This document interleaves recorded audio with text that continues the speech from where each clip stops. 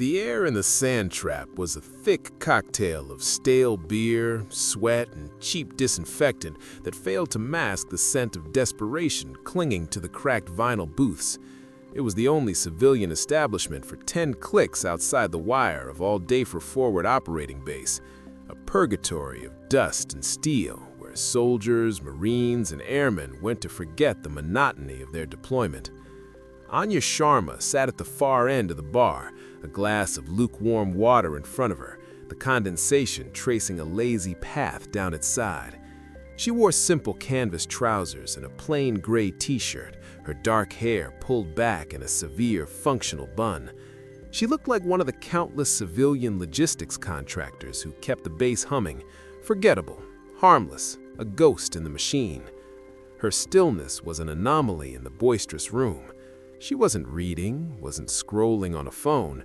She was just watching, her dark eyes absorbing the geometry of the room, the placement of the exits, the rising aggression in a corner booth where 3 Marines were turning bravado into a competitive sport. The leader of the trio, a sergeant with a neck as thick as a utility pole and a jawline that seemed carved from granite, detached himself from his friends. His uniform sleeves were rolled tight over biceps, straining with prison yard tattoos. The name Miller was stitched over his right pocket. He moved with the rolling, arrogant gait of a man who had never been told no with any real conviction. He stopped beside Anya's stool, leaning an elbow on the bar, crowding her space. "Figured you must be thirsty, sitting all alone over here," he slurred, his voice a low rumble. "Let me buy you a real drink, something that ain't water." Anya turned her head slowly, her expression placid. "I'm fine, thank you." The rejection, polite as it was, seemed to bounce off a wall of incomprehension. He grinned, a flash of white teeth in a sun-scorched face. "Don't be like that. We're all on the same team out here. What do? Admin? Paper pusher for some DOD contractor?" He gestured vaguely with his bottle. "Whatever it is, you look like you could use some fun." "I'm just waiting for my transport," she said, her voice even, betraying no irritation. She turned back to her water. This was a mistake. Her disinterest was a challenge. One of his buddies, a lanky corporal named Jones, called out from the booth. "Whoa, bulldog, she turning you down? A pencil pusher turning down a Marine raider?" Sergeant Miller stiffened. The nickname Bulldog seemed to inflate his chest. He was no raider, just a line grunt from a Marine expeditionary unit. But in this bar, perception was reality. He lowered his voice, the friendly pretense dissolving.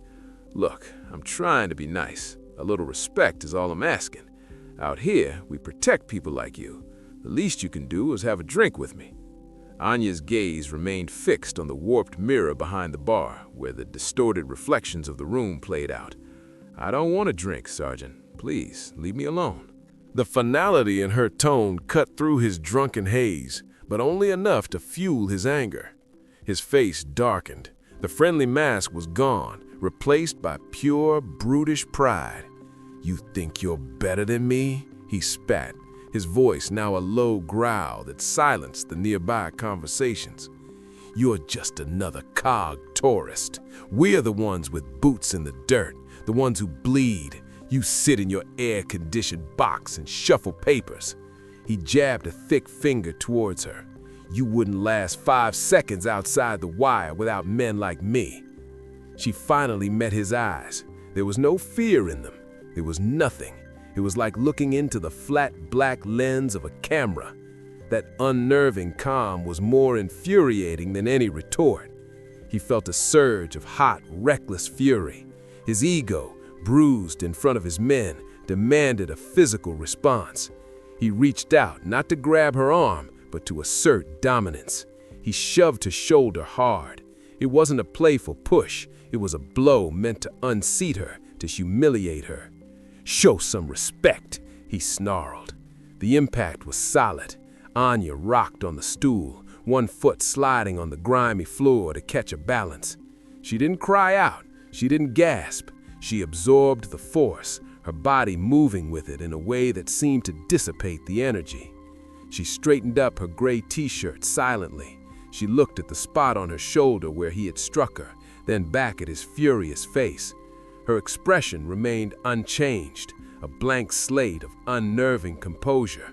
For a fleeting second, a flicker of something ancient and dangerous passed through her eyes, a predator's assessment before being suppressed. She slid off the stool, her movements fluid and deliberate. She placed a few crumpled bills on the bar to cover her water, her hands steady. Without another word, without a single glance at Miller or his stunned friends, she walked towards the exit. The path she took was direct, her steps even. The bar patrons who had fallen silent watched her go. Miller stood there, fists still half clenched, breathing heavily. He had won. He had put the arrogant civilian in her place. But the silence she left behind felt less like a victory and more like the deafening quiet before a storm. He felt a strange, unsettling chill, a feeling he couldn't name. He had hit her, and her reaction wasn't fear or anger.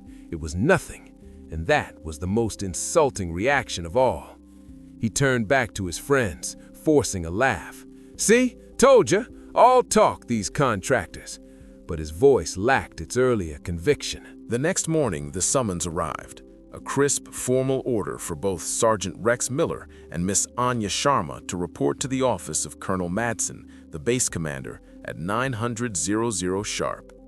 Miller swaggered into the command building, his uniform immaculate, his bearing a portrait of military propriety. He saw her standing outside the colonel's office, dressed in the same anonymous civilian attire.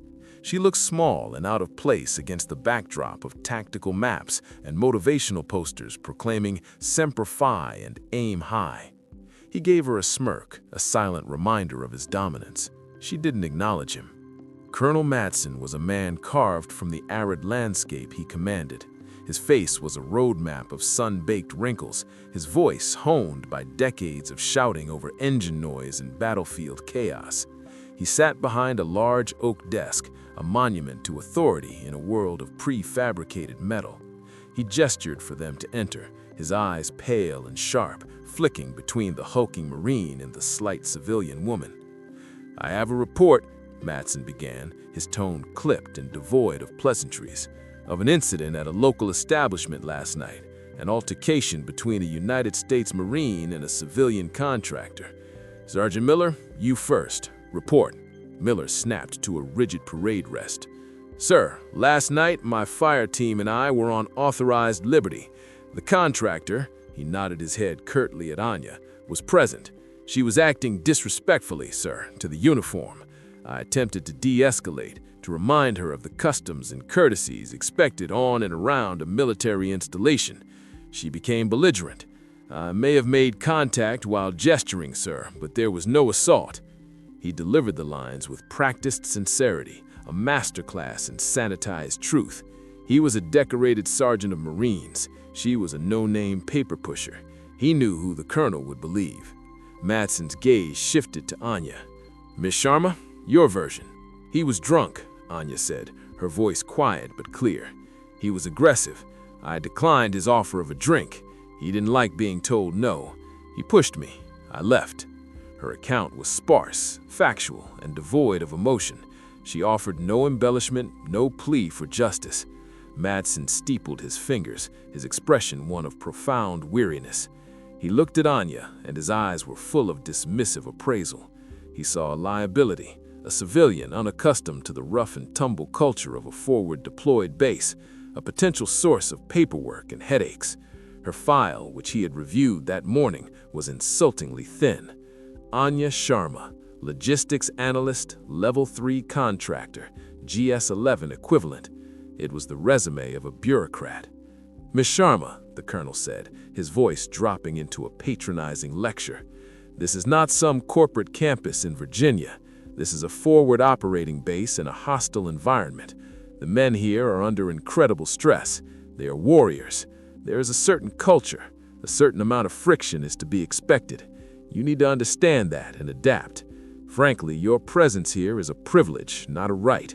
One more incident, one more report crossing my desk with your name on it, and your contract will be terminated. You'll be on the next transport plane back to the States. Do you understand me?"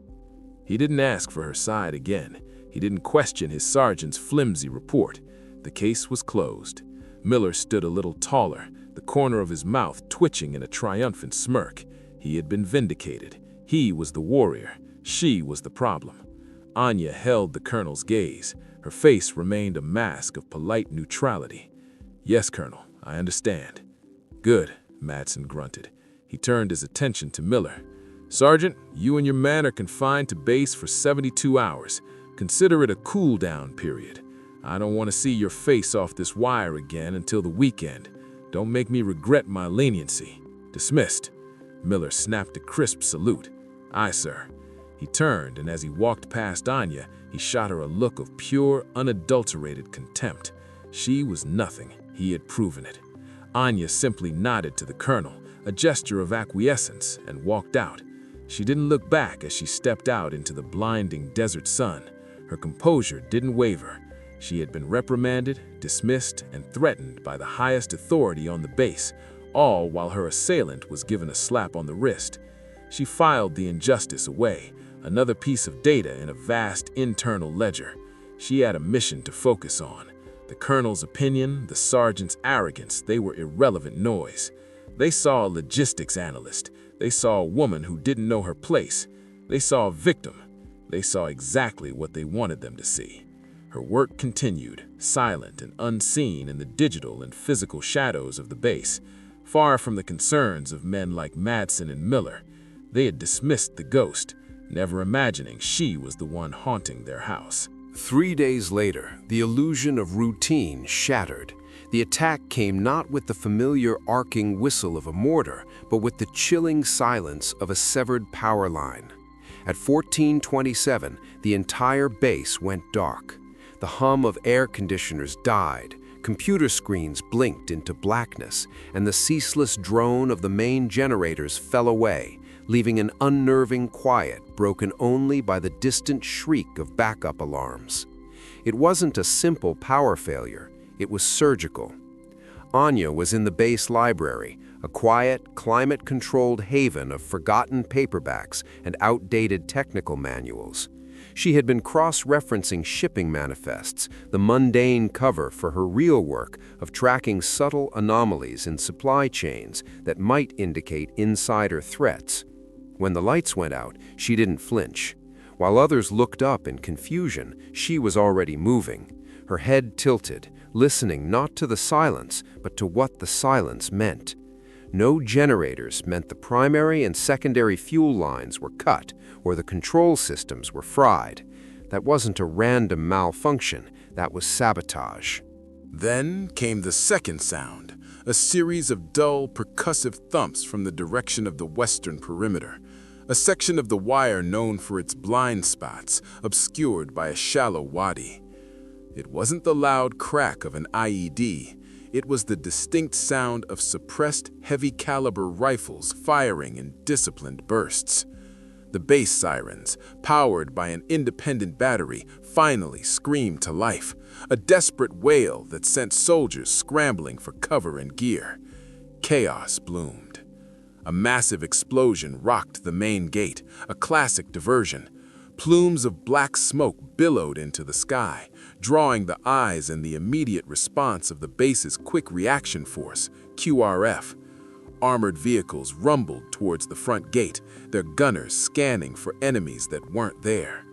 Colonel Madsen was in the Tactical Operations Center, the nerve center of the base when the power died.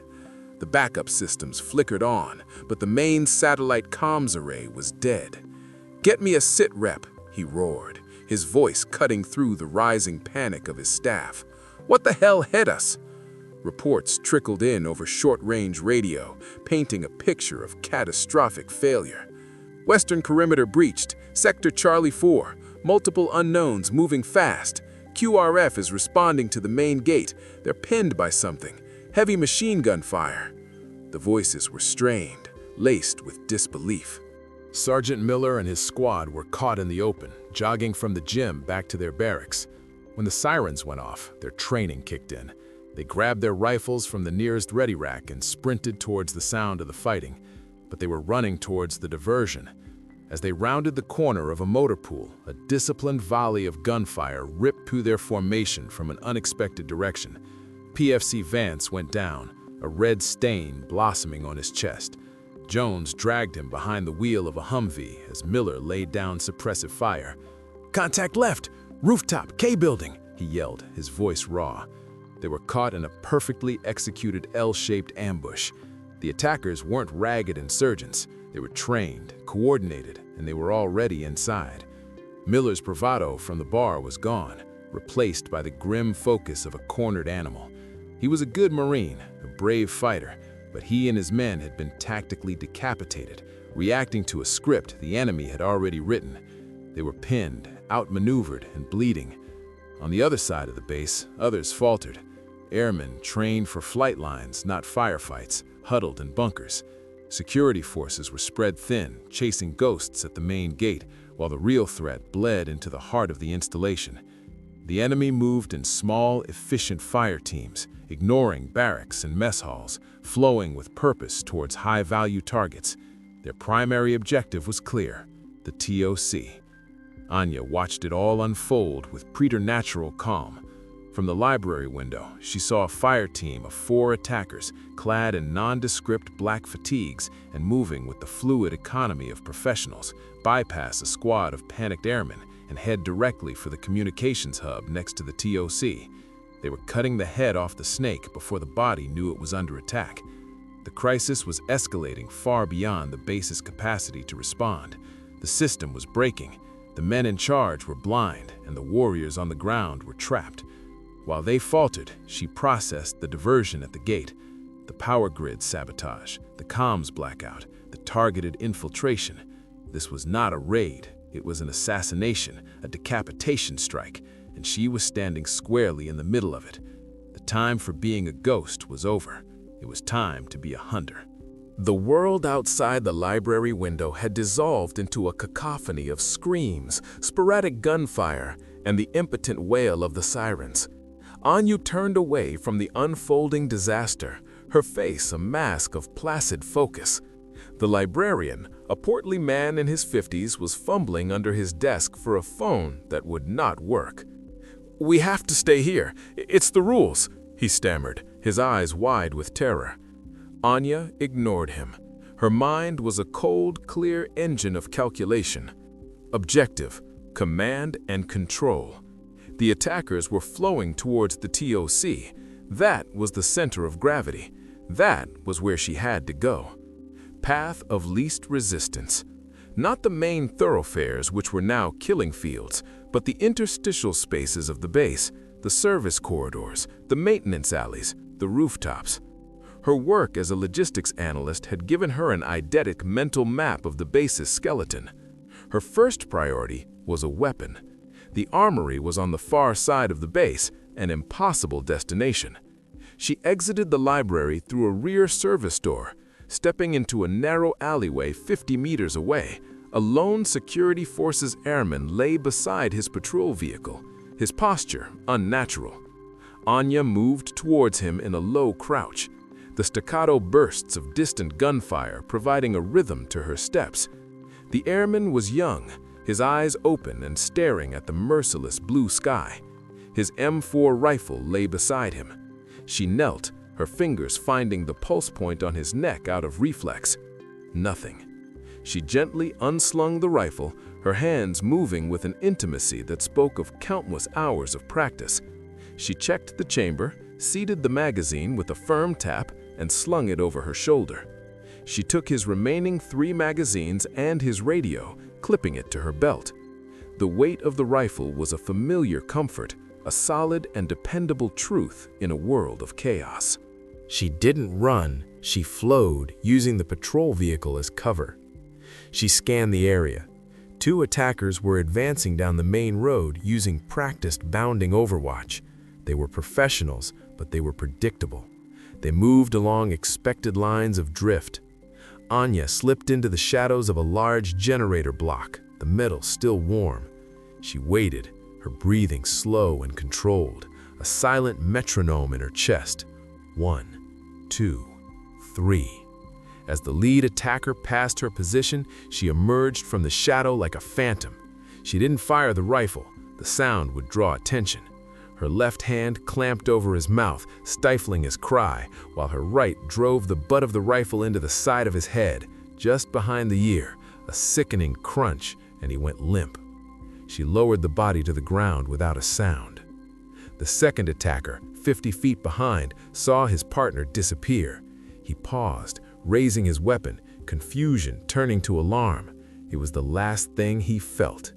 Anya was already down on one knee, the M4 braced against the generator block. She didn't aim for the chest, she aimed for the head.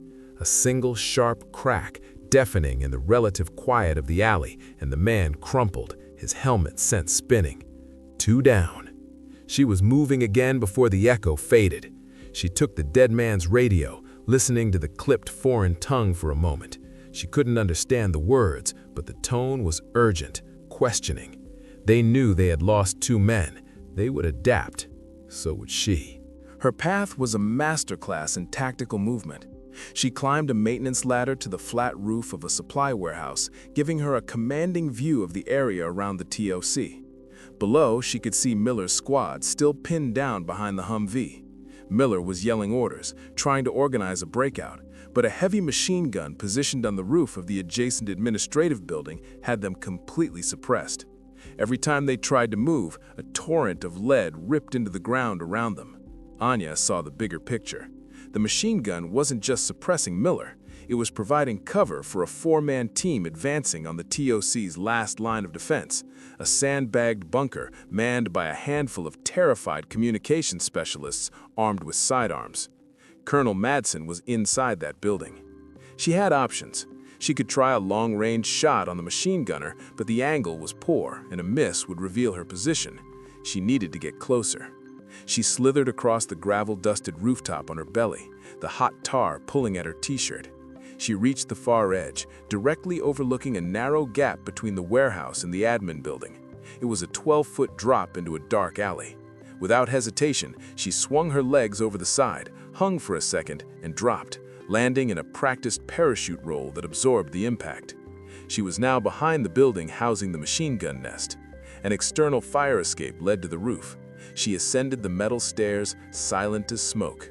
At the top, 2 men were feeding an ammunition belt into the weapon, while a third was firing, chewing up the ground around Miller's position. They were focused, arrogant in their dominance of the battlefield. Anya unclipped a flashbang grenade from the vest of the dead security airman. She pulled the pin, cooked it for 2 seconds, and tossed it over the low parapet onto the roof. The grenade detonated with a blinding flash and a deafening concussion. Before their stunned senses could recover, she was over the wall. The M4 was up, spitting fire. 3 single, precise shots. 3 bodies fell.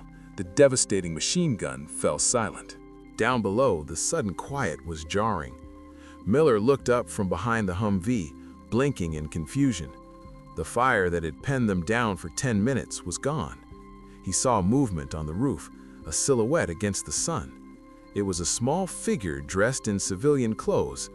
For a disorienting moment, he thought he recognized the shape. It was the woman from the bar. It made no sense. He shook his head, thinking the stress was making him see things. Then the figure was gone, disappearing back over the rooftop, and Miller's world was once again just about the next enemy, the next burst of gunfire. But the image was seared into his mind. Anya didn't wait for thanks. She descended the fire escape and continued her inexorable advance on the TOC. The path was clear now. She had dismantled the enemy's overwatch. The final confrontation was at hand. She moved through the alley, a gray ghost armed with a dead man's rifle, her face a motionless mask of lethal purpose.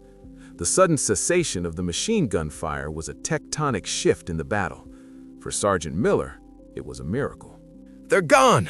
Move! Move! Move!" he bellowed, dragging a wounded Corporal Jones towards the relative safety of the TOC's outer wall. His remaining 2 Marines provided covering fire.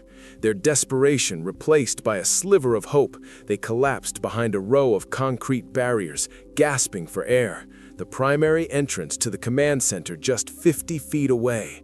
But their relief was short-lived. The enemy assault team, the one Anya had spotted from the roof, used the lull to make their final push. They swarmed the sandbagged entrance, overwhelming the few armed comm specialists in a brutal close-quarters flurry of violence. The door to the TOC was breached. Inside, Colonel Madsen and his skeleton staff were trapped. Madsen had his sidearm out, a Beretta M9 that felt like a child's toy against the automatic rifles of the attackers.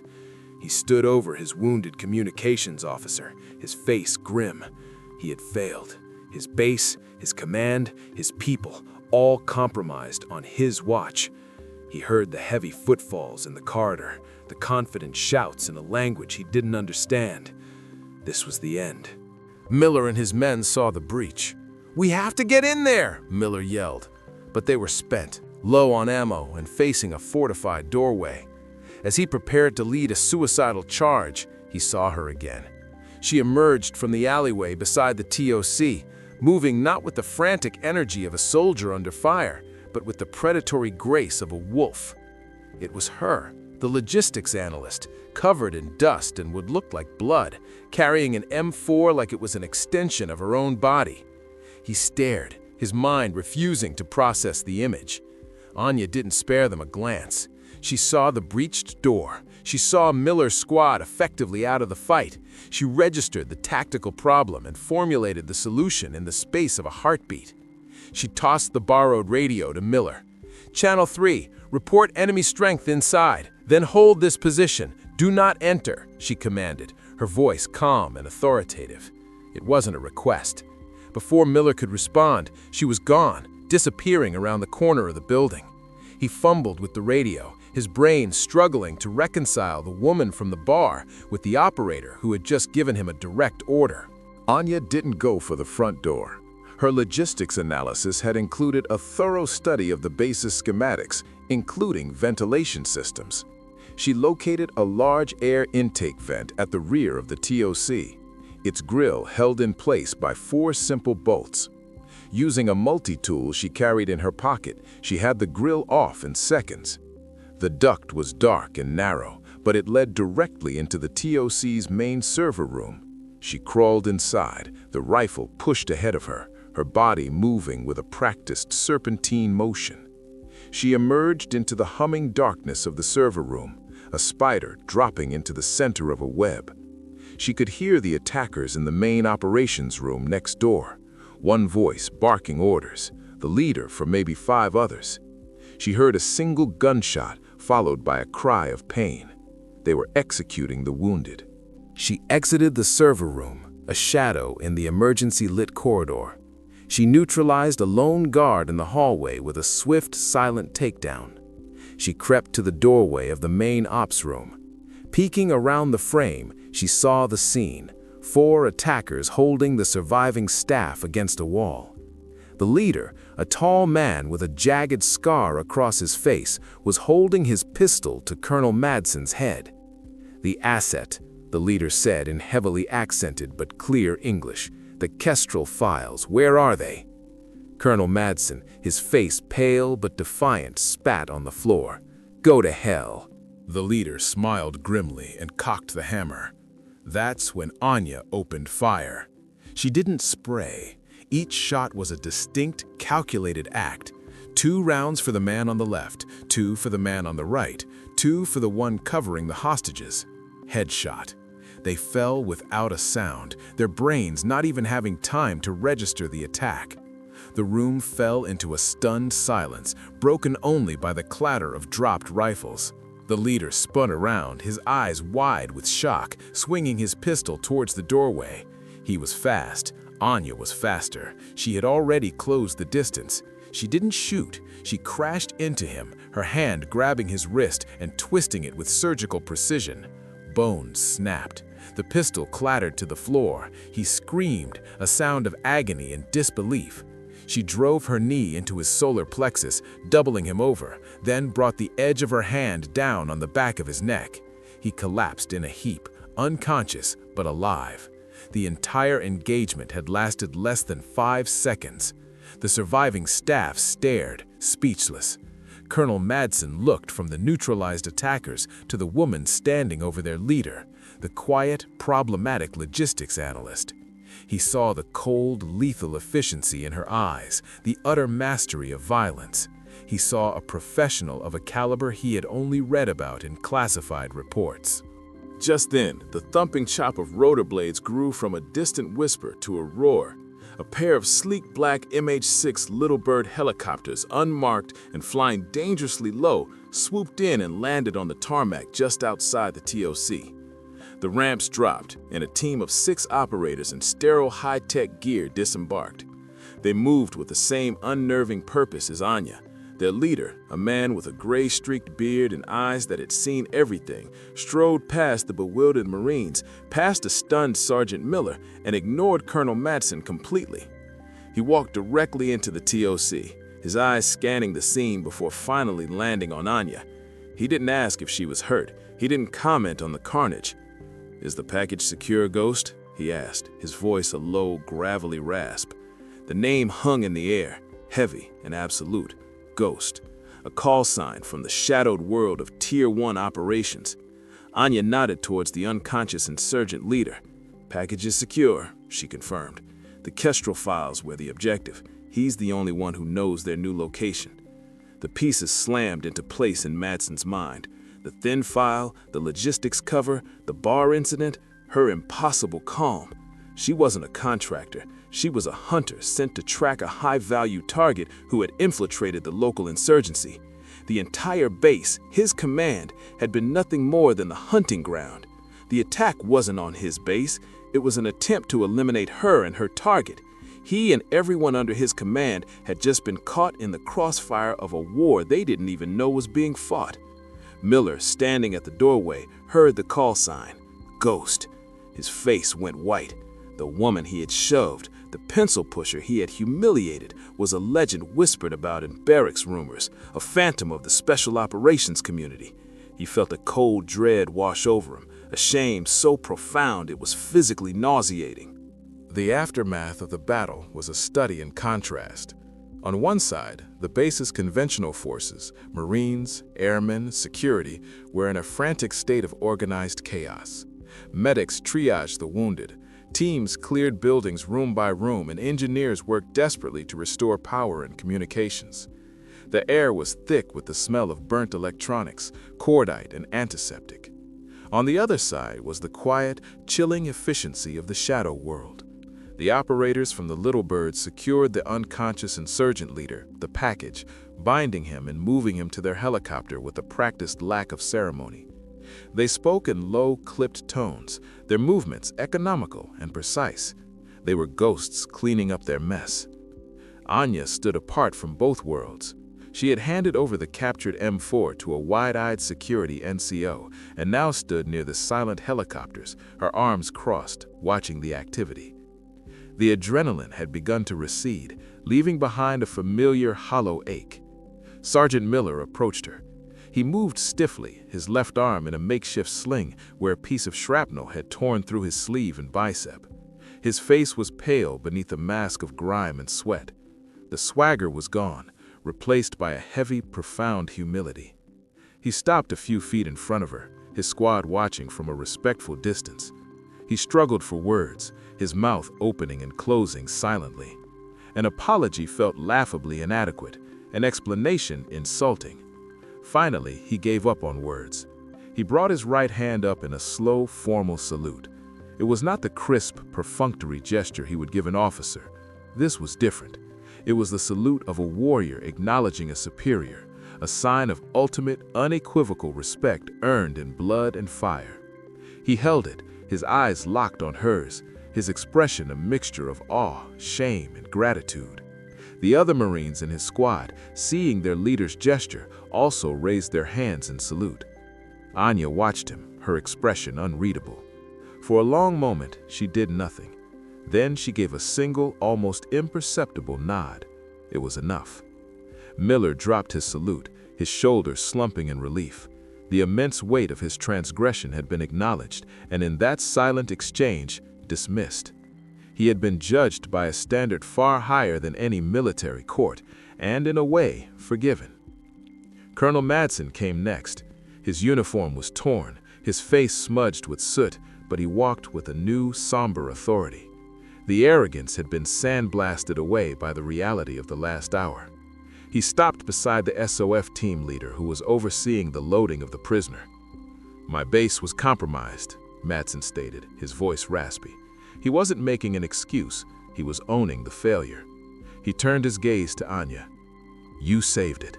You saved my people." He paused, the words catching in his throat. "My apologies for the administrative oversight, ma'am." The ma'am was a surrender. It was a formal abdication of the hierarchy he had so fiercely defended in his office just days before. In this moment, rank was meaningless. There was only competence and incompetence, and he stood firmly on the wrong side of that line. Anya's response was characteristically sparse. "Secure your perimeter, Colonel. Assess your vulnerabilities. They knew where to hit you." It wasn't a criticism or a boast, it was a professional observation, a piece of intel freely given. It was also a dismissal. Her part in his world was over. She was already focused on the next step of her own mission. Madsen simply nodded. "Yes, ma'am." From across the tarmac, a young airman first class named Chun watched the entire scene. He was a comms technician who had been cowering in the TOC when Anya had made her assault. He had seen her move. He had seen the impossible speed, the brutal precision. He had seen the ghosts of legend made flesh. He looked at the hulking Sergeant Miller, a man he had once feared, now saluting the quiet woman who worked in logistics. He looked at his base commander, humbled and deferential.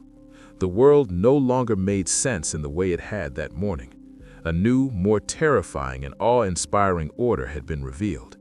He just stared, committing every detail to memory, knowing he had witnessed something he would tell his grandchildren about if he could ever find the words.